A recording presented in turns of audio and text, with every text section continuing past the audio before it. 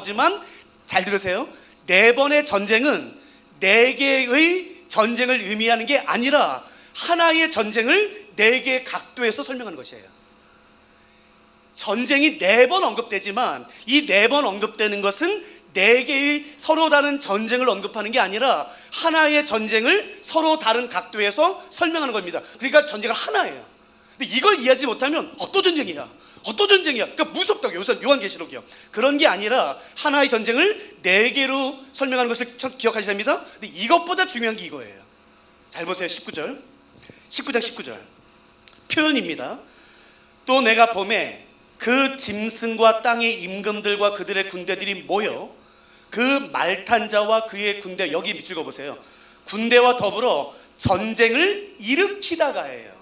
전쟁을 일으키다가, 사실은 이 전쟁을 일으키다가의 헬라어의 가장 적절한 번역을 만일 영어로 표현한다면 이렇게 됩니다. is about to예요. 옛날에 초록색 성문 기초영어 기억나세요? 거기 is about to, 이거 우리 엄청 외웠잖아요. is about to. 이게 무슨 말이에요? 막 뭐뭐 하려다예요. 그러니까 막 기차가 막 도착하려 할 때에, 누가 막 도착하려고 할 때에, 그때 쓰는 표현이 is about to예요. 그러니까 여기 그 단어가 쓰였다고요. 그러니까 실제로 전쟁은 일어났나요? 안 일어났나요? 아직 안 일어난 거라고요. 근데 이거를 대충 읽으면은 마치 전쟁이 이미 일어난 것처럼 보여요. 아니요, 잘 보세요. 내가 보면 그 짐승과 땅의 임금들과 그들의 군대들이 모여 그 말탄 자와 그의 군대와 더불어 전쟁을 일으키려 하다가로 번역하는 게 맞습니다. 일으키다가가 아니라 일으키려 하다가. 근데 어떻게 되는지 보세요. 짐승이 잡혀요. 전쟁을 일으키려고 이제 막 일으키려고 하는데 잡혀요. 그러니까 실제로 전쟁은 안 일어납니다. 실제로 전쟁이 일어난 것처럼 보이지만 아니요, 전쟁이 일어나기 전에 잡힙니다. 20장도 보세요.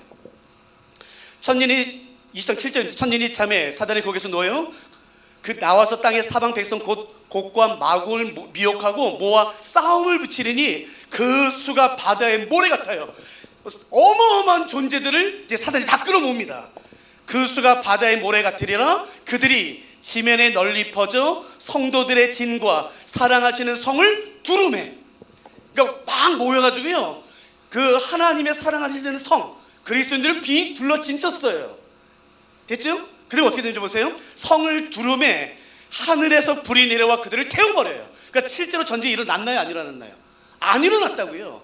그런데 우리가 이것을 대충 보면은 계속 전쟁이 일어난 것처럼 생각되는 것이에요. 요한계시록은 전쟁이 안 일어납니다. 일으키려 하다가 잡힙니다. 두르는데 불이 내서 끝냅니다. 이거를 배경으로 만든 게 반지의 제왕입니다. 어마어마한, 본인들이 거기서 서문에 밝혔어요. 어마어마한 군대들이 모여서 올 때에 그 두려움, 셀 수 없는 수많은 군대들이 모여요. 막. 근데 그때 딱 끝난다고요. 그러니까 요한계시록 잘 보셔야 됩니다. 4번의 전쟁이 나오지만 4개의 서로 다른 전쟁이 아니라 하나의 전쟁이고 4개의 각도. 이게 첫 번째고, 두 번째는요, 실제로 전쟁이 일어나지 않습니다. 전쟁을 일으키려 하다가 잡혀요. 그리고 성을 둘러서 위협을 가할 때 딱 끊어져요. 그러니까 그거를 기억하시는 게 좋습니다. 이거를 잡아드리고 그 다음에 이제 저희 오늘 본론으로 들어가시죠. 그 유명한 천년왕국입니다.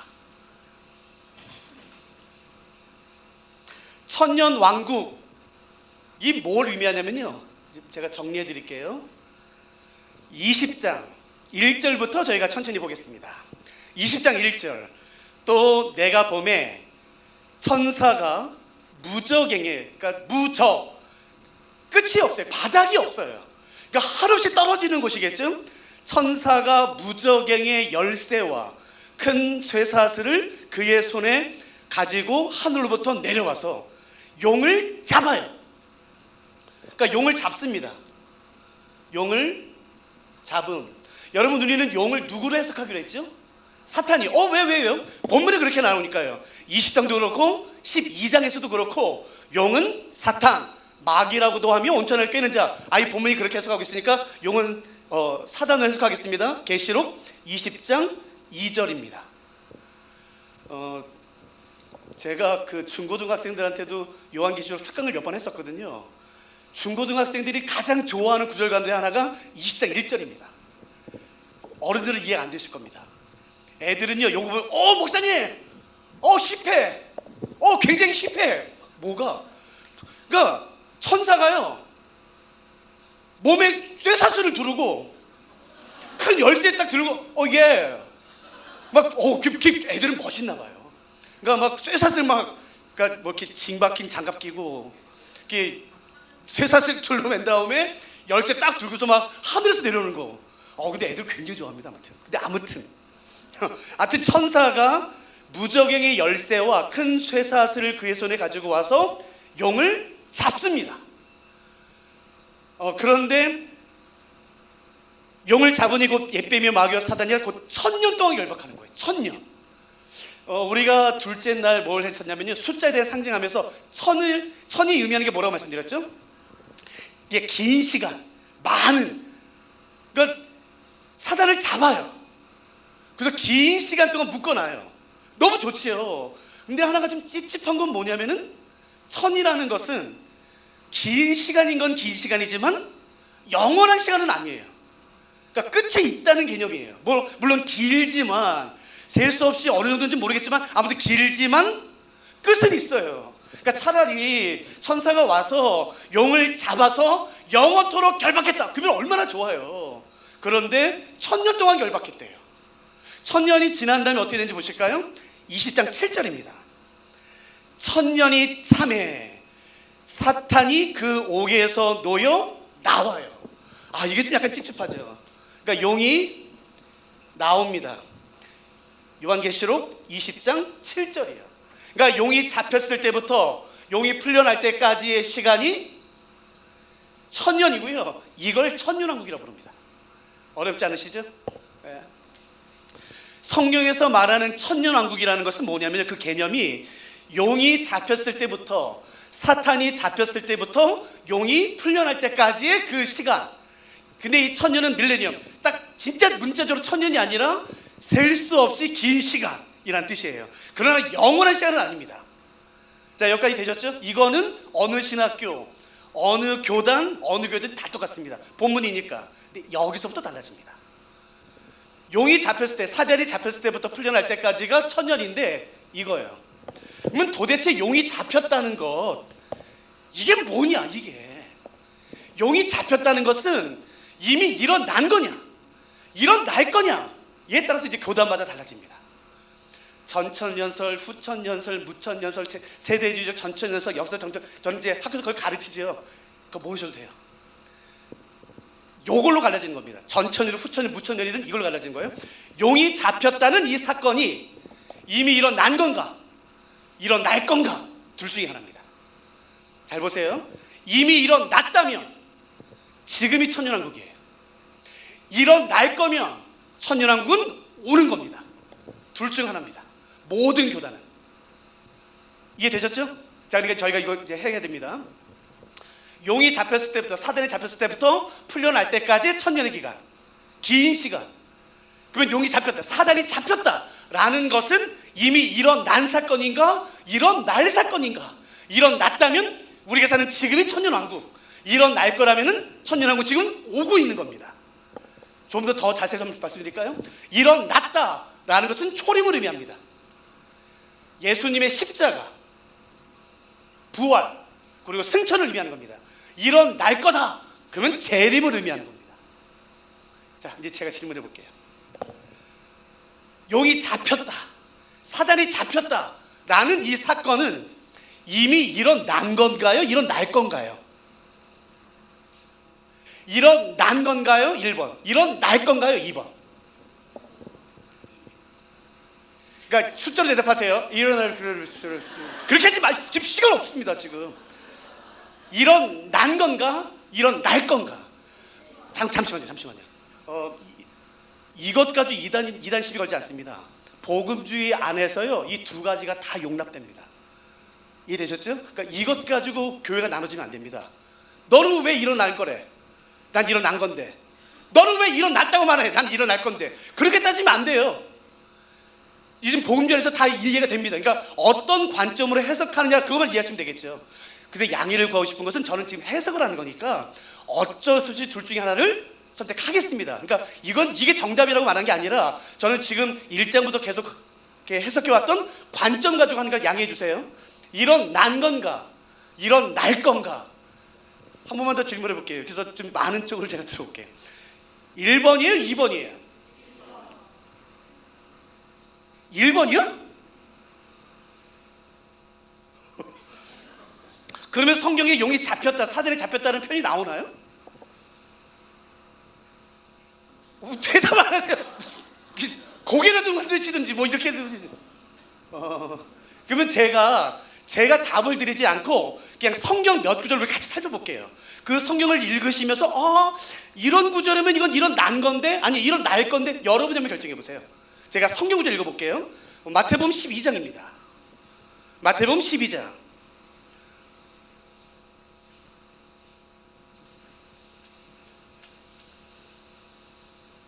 마태복음 12장 펴시고 잠깐만 보세요.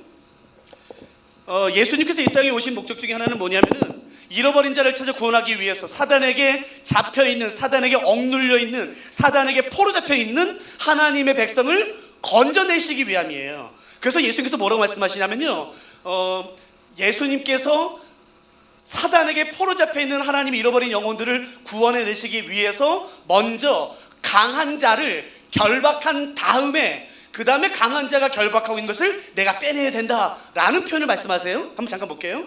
마태복음 12장 29절 말씀입니다. 마태복음 12장 29절 제가 읽어볼게요. 사람이 먼저 강한 자를 결박하지 않고서야 어떻게 그 강한 자의 집에 들어가 그 세간을 강탈하겠느냐.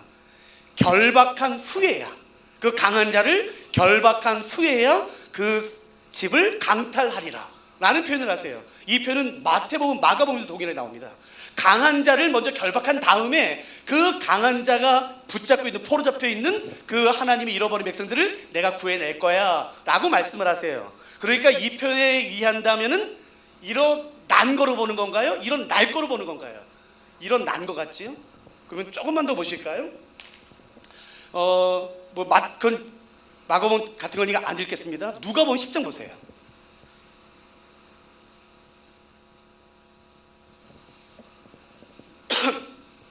성경 중에 사단이 어떤 상당한 세력을 잃어버렸다. 이게 용이 잡혔다는 것은 용이 되게 꽁꽁 묶였다는 것은 그게 아니라, 문자적 표현이 아니라 사실은 용이 잡혔다는 것은 용이 상당한 세력을 잃어버렸다라는 뜻입니다. 누가복음 10장 보세요.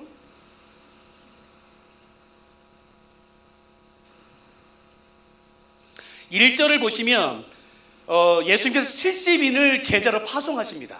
70명을. 근데 돌아와서 17절에 이렇게 말해요. 70인이 기뻐하며 돌아와 이르되 주여 주여 주의 이름이면 귀신들도 우리에게 항복하더이다. 그러자 예수님이 뭐라고 말씀하시냐면은 18절 예수께서 이르시되 사탄이 하늘로부터 번개같이 떨어지는 것을 내가 봤다. 사단이 하늘에서 떨어지는 것 내가 봤다. 이미 떨어진 거 봤다는 것이에요. 그러면 이 말씀에 의하면 사단이 잡혔다, 용이 잡혔다, 용이 상당한 세력을 잃어버렸다라는 이 표현은 이미 이런 난 걸로 보는 건가요? 이런 날 거로 보는 건가요? 이런 난 거로 보는 거예요. 조금만 더 설명드릴게요. 왜냐하면 더블 체크하는 게 더 낫습니다. 이미 많이 아시니까 쭉 넘어갈게요. 유다서예요. 그러니까 저희가 지금 뭘 해결하고 있냐면요, 용이 잡혔다라는 이 말씀을 이미 이런 난 거로 볼 건가, 이런 날 사건으로 보는 것인가입니다.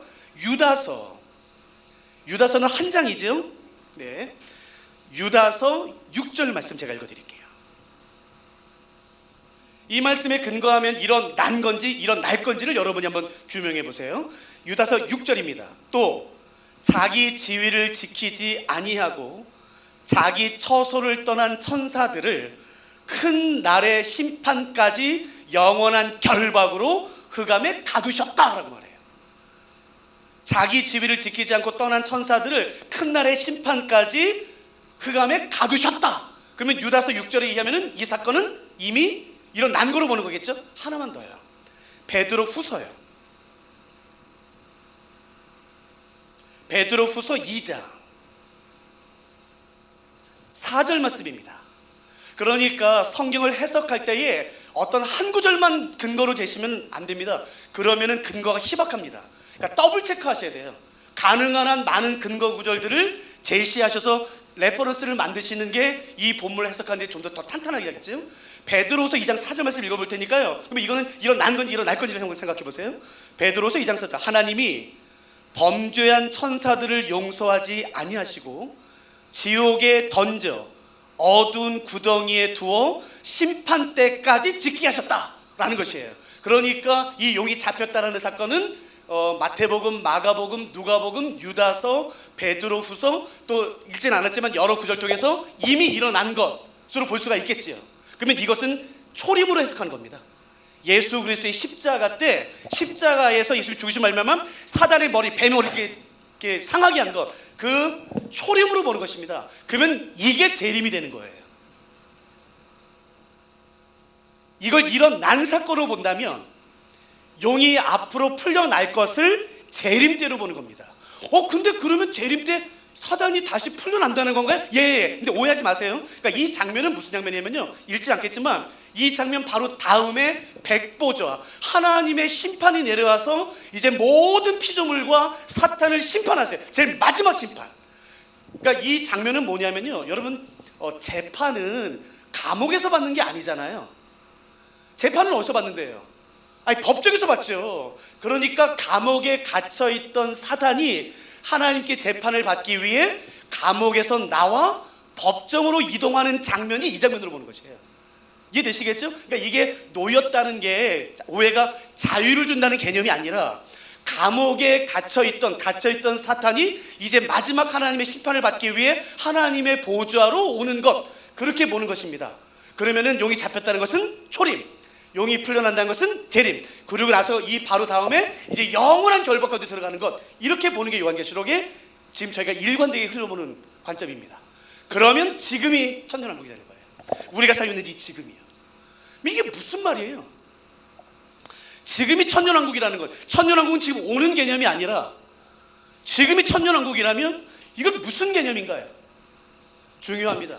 21장, 22장에 의하면 하나님 나라의 특징이 21장 잘 보세요. 21장과 22장에 의하면 하나님의 나라는 이미 완성되어 있어요. 그러니까 하나님의 나라는 시간과 공간의 제약을 받지 않고, 하나님은 잘 보세요, 개념을요. 하나님은 지금 여기 계시지만 동시에 LA에 계세요. 하나님은 지금 여기 계시지만 동시에 서울에 계세요. 이 개념은 가지시잖아요. 이 개념만 가지시면 안 됩니다. 하나님은 지금 여기 계시면서 지금 동시에 아담과 하와가 죄를 범해서 그때 동시에 계시는 거예요. 이 개념 가질 수 있으시겠어요? 그러니까 하나님이 시간과 공간을 초월하여 동시에 계신다는 개념은 지금 이 시간에만 LA, 서울 동시에 개념이 아니라 지금 계신 하나님이 아담과 하와가 선악과를 따먹었을 때 그때도 동시에 계신 것이에요. 지금 계신 하나님이 예수님이 십자가에 달려 돌아가실 때 동시에 계신 것이에요. 지금 여기 계신 하나님이 10년 뒤 나의 모습과 동일하게 계신 것이에요.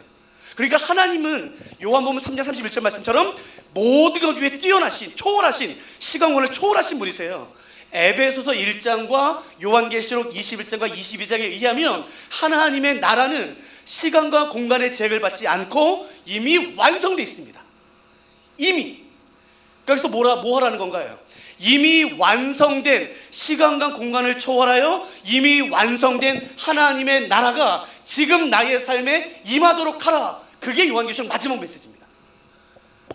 이미 완성된 하나님의 나라, 시간과 공간을 초월하여 그 존재하며 이미 성취된 그 하나님의 나라가 지금 나의 시간 가운데, 나의 공간 가운데, 나의 현재의 개념 가운데 임하도록 해라. 그것이 요한계시록의 제일 마지막 메시지예요. 고난의 유익이 있다 치죠. 그래, 내가 고난 당하로 말미암아 누가 회복된다 치죠. 내가 고난 당하는 이유가 예수님 때문이라 치죠. 예수님이 나를 사랑하기 때문이라 치죠. 그래도 고난은 고난이에요. 어떻게 내가 그 고난을 견딜 수 있습니까? 요한계시록 20장 천년왕국의 메시지는 뭐냐면은, 그렇다면 나는 지금 어떻게 살아야 되는가에 대한 메시지가 요한계시록 20장입니다.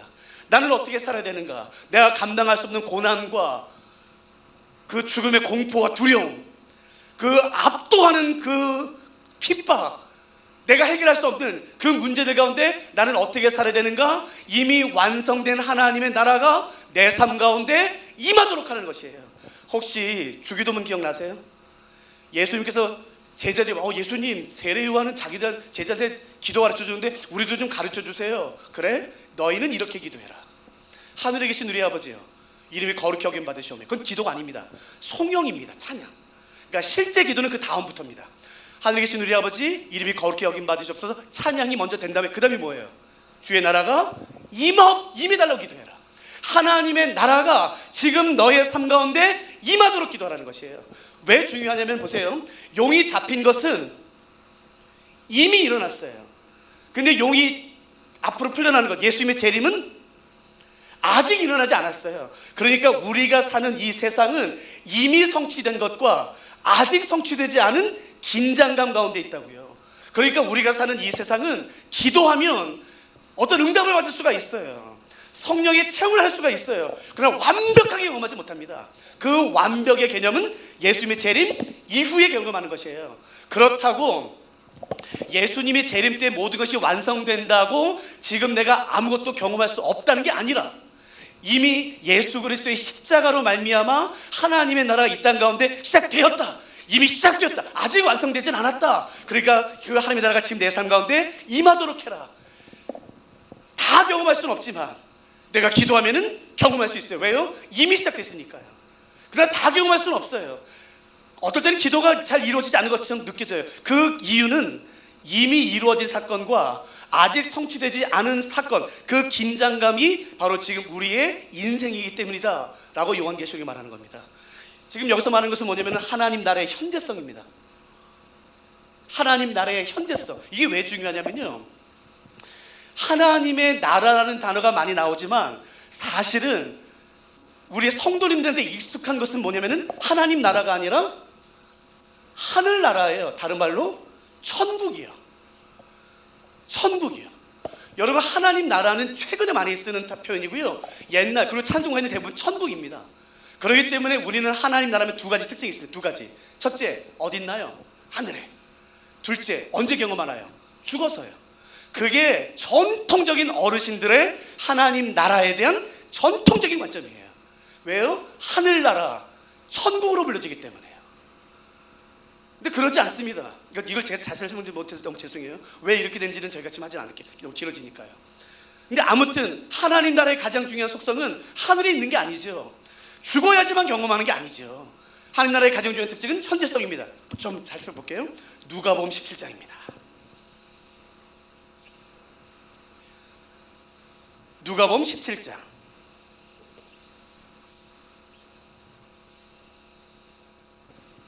감사하게도 바리새인들이 예수님에게 이 귀한 질문을 합니다. 누가복음 17장 20절 말씀을 제가 읽어봐 드릴게요. 누가복음 17장 20절. 바리새인들이 하나님의 나라가 어느 때에 임하나이까 묻거늘 예수께서 대답하여 이르시되 하나님의 나라는 볼 수 있게 임하는 것이 아니요. 여기 밑줄 그으셔야 되죠. 또 여기 있다 저기 있다고도 못하리니 하나님의 나라는 어딘가요? 여기 있어요. 여기요. 너희 안에. 여러분, 여기서 이 너희라는 것이 너가 아닙니다. you. 이게 복수단수가 같기 때문에 혼동되는 거예요. in you가 아니라 among you입니다. 그러니까 너, 내 개인 안에 있다는 게 아니라 헬라어 원문은요, 목사님과 저 사이, 여기 있다는 뜻입니다. 그러니까 하나님 나라의 중요한 특징과 는 공동체성입니다. 그걸 설명드리지 못하겠지만 하나님의 나라는 어디 있습니까? 언제 임합니까? 그러게 여기 있잖아 라는 것이에요. 여기. 그러니까 하나님의 나라는 죽어야지만 경험하는 게 아니라 지금 내가 있는 이곳에서 지금 이 시간에 내가 경험할 수 있다라고 말하는 게 성경의 일관된 주장이지요. 누가복음 4장도 보세요. 지금 저희가 뭘 강조하고 있냐면은 하나님 나라의 현재성을 강조하고 있습니다. 누가복음 4장. 누가복음 4장의 신학적인 역사적인 가치는 예수님 공생애의 첫 설교입니다. 예수님께서 사역을 시작하셨을 때 하셨던 첫 번째 설교. 그러니까 중요하겠죠. 저도 이제 뭐 한 28년, 29년 차 된 목사긴 하지만 짧지만 제 첫 번째 설교 기억나거든요. 제 모교회에서 고난주간 수요일 배웠었습니다. 지웅아 너 이제 전도사 됐으니까 네가 이제 수요일날 설교회. 그래서 저희 부모님 계시죠? 장모님 장로님 계시죠? 장로님 계시죠? 전 그 교회에서 태어났는데 저 가르쳐 주일학교 선생님 계셨죠? 지금도 그 설교 찢어버리고 싶어요. 근데 여러분, 근데 첫 설교 얼마나 준비를 많이 했겠어요. 무엇을 나눌지. 그러니까 예수님의 수많은 설교 가운데 공생의 첫 설교가 이겁니다. 그 주제가 뭔지 보세요. 4장 16절입니다. 예수께서 그 자라나신 곳 나사렛에 이르사 안식일에 늘 하시던 대로 회당에 들어가서 성경을 읽으려고 서심해 선지자 이사야의 글을 드리거늘 책을 펴서 이렇게 기록된 데를 찾으시니 곧 주의 성령이 내게 임하셨으니 이는 가난한 자에게 복음을 전하게 하시려고 내게 기름을 부으시고 나를 보내서, 여기 밑줄 그으셔야 됩니다. 첫째, 포로된 자에게 자유를. 둘째, 눈먼 자에게 다시 보게 함을. 셋째, 눌린 자를 자유롭게 하고. 세 가지요. 포로된 자가 자유롭게 되고, 눈먼 자가 다시 보게 되고, 눌린 자가 자유롭게 돼요. 19절, 주의 은혜를 전파하게 하려 하심이라 하였더라. 책을 덮어 그 맡은 자에게 주시고 앉으시니 회당에 있는 자들이 다 주목하여 보더라. 21절이 중요합니다. 밑줄 그으세요. 이에 예수께서 그들에게 말씀하시되, 여기에요. 이 글이, 여기서 말하는 이 글은 아까 읽었던 세 가지입니다. 포로된 자가 자유롭게 되고, 눈먼 자가 다시 보게 되고, 눌린 자가 자유롭게 되는 것, 이게 이 글이에요. 이 글이 오늘 너희 귀에 어떻게 했다고요? 응했다고요. 그러면 여러분 대답해 보세요. 포로된 자가 자유롭게 되는 날은 언제예요? 죽어서죠. 오늘 이 글이, 이사야가 했던 이 글이 오늘 너희 귀에 응했다라는 거잖아요. 그럼 포로된 자가 자유롭게 되는 날은 언제예요? 지금이네요. 눈먼 자가 다시 보게 되는 날은요? 지금이요. 눌린 자가 자유롭게 되는 날은요? 지금이요. 이게 하나님의 현재성이라고요. 미래성이 아니라 하나님의 나라가 지금 내 삶 가운데 임하도록 하라는 것이에요. 아무리 어렵고 혼란스럽고 죽음의 공포에 두려운 건 있다 할지라도 하나님의 나라가 지금 내 삶에 임해서 그 하나님의 나라를 맛보고 경험해라. 그러니까 요한계시록 20장의 주제입니다. 시간 없지만 제가 잠깐만 이해를 돕기 위해서 하나 얘기해 드릴게요. 영국에서 성경 가르칠 때에 제가 있던 곳은 한국 사람이 거의 전혀 없었어요. 완전히 영국 마을, 완전히 시골 마을이에요. 그래서 저는 그 기간 동안에는 그 감리교 출석했습니다. 여러분, 감리교가 영국에서 시작됐잖아요. 동네마다 하나씩 있어요. 동네마다요. 그래서 제가 출석했던 교회는요, 요만해요. 그래서 한 60명, 70명 되는 자그마한 정말 영국 전통적인 시골 동네 교회. 제 아이가 영국에서 태어났는데, 첫째 아이가요, 그 동네가 생긴 이후 머리 검은 털 애가 태어난 게 저희가 첫째로 했었어요. 아무튼 그래서 동네 잔치하고 난리 났었어요. 근데 이제 힘드니까 이제 교회 갈 때마다 아주 기억나요. 그 머리가 하얀 호우 할머니 같은 키가 작은 땅딸만한 할머니가 지웅아 왔어 이렇게 안아주시는데요. 그 인자함, 선함, 위로, 그건 최고의 격려였어요. 근데 그분이 어린 시절부터 꿈이 뭐였냐면요, 큰 크루즈 배를 타고서 북유럽을 여행하는 거예요. 저는 유럽에서 8년, 9년 살다 왔거든요. 유럽 사는 사람들의 대부분의 소원이 크루즈를 타고 북유럽을 여행하는 겁니다. 해보셨어요? 말도 마세요. 여러분, 북유럽의 바다는, 이건 바다색이 아닙니다. 청자색입니다. 빙하가 녹은 물의 색은 어디서도 볼 수 없습니다. 이게 바다야? 청자색 빛깔이야. 그 반짝반짝 빛나면 그 유리 뿌려놓은 것 같아요. 피오르드 입장을 했어요. 그 U자형 계곡, V자형 U자형 계곡이 빙하가 밀고 지나간. 여러분, 산이요, 보이지도 않아요. 그 끝이요. 저 높은 곳이에요. 그래서 구름이 산 중간에 낍니다. 그래서 폭포가 그 위에서 떨어져요. 구름을 뚫고요. 그 신비로움, 그리고 그 맑은 하늘에 그 은하수가 쏟아집니다. 정말 어디서도 본 적이 없는 그 은하수, 그리고 가끔씩 그 오로라, 그리고 그 아침마다 뛰어노는 그 물고기들, 기가 막힙니다. 저도 사진으로밖에 못 봐가지고 비싸요. 그게 굉장히 비싼 겁니다. 여러분, 그게 크루즈가 한 달짜리예요. 그걸 어떻게 탑니까, 목사가? 굉장히 비싼데. 그러니까 저도 사진밖에 못 봤는데 할머니 소원이 그거예요. 그거. 유럽 산들 대부분 소원이 그거라고요. 근데 할아버지가 저희 너니튼이라는 동네 살았었는데 좀 가난하셨어요. 허드렛 일 했다고요. 쓰레기도 치우고 보초도 쓰고 구두도 닦고 이렇게 대충 사람들 심부름 해주면서 돈을 버셨어요. 선하신데, 그러니까 벌이가 많지는 않았죠. 그러니까 할머니가 남편한테 그걸 말을 못하는 거예요. 근데 말 안 한다고 모르나요? 저희 바로 옆에 여행사인데요, 포스터가요 1년 360일 다 붙어 있습니다. 갈 때마다 그래서 할아버지가 알았어요. 왜? 봤더니 크루즈예요. 그래서 내 아내가 크루즈 타고 싶구나 하는 걸 아셨어요. 실화입니다, 실화. 그래서 할아버지가 할머니가 반대하게 뻔하니까 할머니를 재우고 2년 반 동안 밤에 몰래 나와서 허드렛 일합니다. 너니튼 시장에서요. 그래서 뭐 쓰레기 치우고 대신 보초 쓰고 뭐 집 날라주고 뭐 구두 닦아주고 2년 반 동안 돈 모읍니다. 그리고 드디어 모아서 뭐 1등 칸은 못 타고 3등, 제일 낮은 3등 칸 표 2장을 사서 우리 교회 오셨어요. 그래가지고 이제 교회 예배 다 끝났는데 갑자기 할머니가 목사님 나 우리 광고 있어요. 나 광고. 그런 분이 아니세요. 그래서 나오세요. 그랬더니 갑자기 할머니가 표를 끄더니 내 남편이 표를 2장 샀어요. 근데 여러분 진짜요, 시기하는 분이 아무도 없었어요. 그 두 분이 어떻게 사셨는지, 그 남편분이 어떻게 돈을 모았는지 알고요, 누구도 시기하지 않았어요. 다 나와서 어이구 잘됐다 이거 가서 뭐 맛있는 거 사 먹어, 이거 뭐 사 먹어, 저도 뭐 돈 주면서 이거 뭐 맛있는 거 사 드세요. 그리고 보냈어요. 4주 뒤에, 4주짜리였거든요 4주 뒤에 할머니가 오셔서 우리 교회에서 하신 말씀을 제가 그대로 인용할게요. 그대로. 할머니 표현이 이랬습니다. 첫째는 죽을 만큼 좋았대요.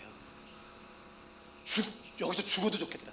야 이게 진짜 사진도 못 담는다. 이거는 그 오로라, 은하수, 그 폭포, 초록색의 산, 그 신비로운 그 봉우리들, 야 이거는 사진을 못 담는다. 이거 죽을 만큼 좋다. 너무 행복했대요. 근데 문제는 뭐냐면요, 가판에 올라가는데 항상 가판에 올라가다 보면은 왼편이 뷔페 식당이에요. 근데 그 뷔페 식당이요, 지금 우리 본당의 한 10배 됩니다. 근데 그거에 한 3개 되는 거예요. 근데 가서 이렇게 지나가다 보면은 아침에 갓 구운 그 브로쉬 빵, 그 버터 빵, 막 계속 막 그리고 스테이크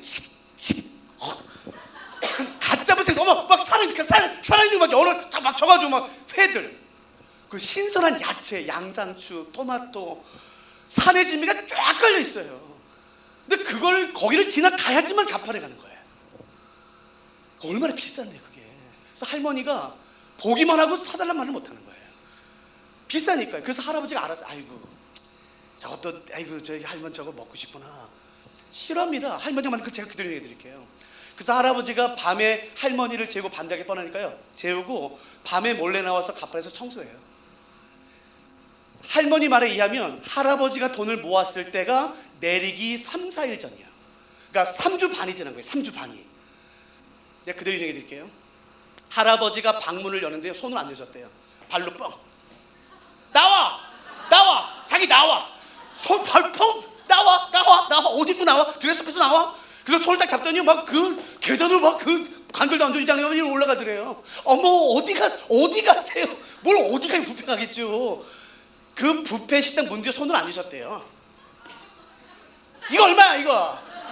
이거. 진짜 하도 소리 지니까 막. 제가 영국에서 4년 반 5년 살았거든요. 영국이요, 매너를 굉장히 중요하게 여깁니다. 이거 할아버지 노여하지 마세요. 우리가 뭐 잘못. 아니 그게 아니라 조금만 가고 이거 얼마야, 어른 2명 얼마야. 하도 떠드니까 소리 지르니까 매니저가 왔어. 탑 매니저가 와요. 식당 전체 탑 매니저가 와요. 와서 어르신 노여하지 마세요. 우리 종업원이 뭐 잘못했습니까? 노여하지 마세요. 그게 아니고 얼마야. 하도 소리 지르니까, 잘 들어보세요, 그 매니저가 할아버지 할머니 앞에서 얼굴이 확 변하더래요. 그리고 딱 한마디 했어요. 할아버지 이거 티켓 값에 다 포함되어 있습니다. 제가요 그거를요 여기 앞에서 들었어요. 제가 그 말 듣는데 햄머로 머리 맞는 줄 알았습니다. 잘 들어보세요. 나중에 하나님 앞에 갔을 때에 이렇게 말씀하실 분이 계실 겁니다. 내가 이 땅에서 얼마나 힘들었는지 알아? 돈 때문에, 병 때문에, 관계 때문에, 내 어떤 말 때문에 내가 얼마나 힘들었는지 알아? 그러면 예수님 그러시겠죠. 알아. 그래서 내가 말했잖아. 하나님 나라가 임하도록 기도하라고 내가 말했잖아. 내가 너 힘든 거 알아. 그래서 내가 말했잖아. 몇 번을 말했냐. 하나님의 나라가 지금 너희 삶에 임하도록 기도하라고 내가 말했잖아. 여러분 그때 땅을 치고 했을 사람들 많을 겁니다. 여러분 누구도 자기 힘으로 못 버팁니다. 자기 힘으로 죽음의 공포 이길 수 없습니다. 자기 힘으로 질병, 관계, 그 어마어마한 고통 절대로 직면할 수 없어요. 오직 하나입니다. 하나님의 나라가 이미 완성된, 시간과 공간을 초월한 그 하나님의 나라가 지금 나의 삶에, 나의 시간에 임하는 것이에요. 그래서 예수님이 뭐라고 가르쳐주지 않았어요? 주의 나라가 임하도록 기도해라. 제일 먼저예요. 그게 요한계시록 주제입니다. 하나님의 나라가 임하도록 해라. 그러면 그 고통이 천이라면 인간이 감당할 수 있는 한계를 백이라 하죠. 근데 만일에 천의 고통이 와요? 그럼 죽는 겁니다, 여러분. 내 한계를 뛰어넘는데요. 인간의 한계가 백이에요. 고통이 천이 왔어요. 하나님의 나라가 임하면 10만 년을 견디는 거예요. 10만을요. 그 인간의 한계를 훨씬 뛰어넘는 것이요. 여러분, 이 세상에 그렇게 사시는 분들이 있습니다. 어떻게 사나 저 사람? 이건 못 사는데 저 사람 도대체 어떻게 사는 건지 물어보세요. 그 주의 나라를 지금 맛보고 경험하면서 사는 사람들입니다. 근데 기억하세요. 하나님의 나라는 현재성만 있는 게 아닙니다. 미래성도 있습니다. 그러니까 이걸 요한계시록에서 그 균형을 잡으셔야 돼요. 절대로 균형을 잃어버리면 안 됩니다. 하나님의 성경에 없던 하나님의 나라는 현재성, 지금 맛볼 수 있다. 이미 시작됐기 때문에. 그러나 아직 완성되지 않았기 때문에 예수 그리스도의 제 이름으로 말미암아 그때 완벽한 걸 경험한다라는 미래성이에요. 그러니까 하나님 나라의 현재성과 미래성을 두 개를 동시에 잡으셔야 돼요. 그러면 도대체 목사님, 하나님 나라의 미래성은 뭐예요? 아유, 여러분이 이미 아시는 비유입니다. 예수님이 복음서에서 수도 없이 하셨던 말씀, 비유할 때 이렇게 시작하세요. 항상 내가 하나님의 나라를 무엇으로 비유할 거 기억나시죠? 항상 그렇게 시작합니다. 그리고 가장 대표적인 하나님 나라의 미래성을 설명하는 가장 대표적인 비유는 겨자씨 비유입니다. 예, 잘 보세요.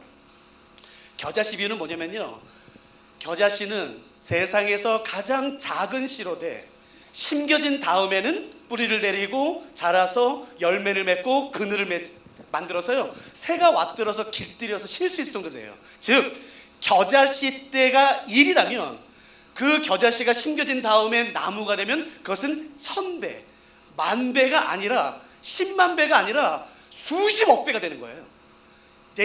이해되시죠? 그러니까 겨자씨가 요만했다면요, 나무는요 10만 배가 아니에요. 수십억 배가 되는 거예요. 그러니까 비교할 수 없는 겁니다. 그게 겨자씨 비유예요. 근데 그게 무슨 말이에요? 하나님 나라의 미래성을 설명하면서 이게 도대체 무슨 말이에요? 잘 들어보세요. 교회 다니시면서 예배 드리시면서 말씀 들으시면서 은혜를 경험하신 적 있으세요? 저는 있어요.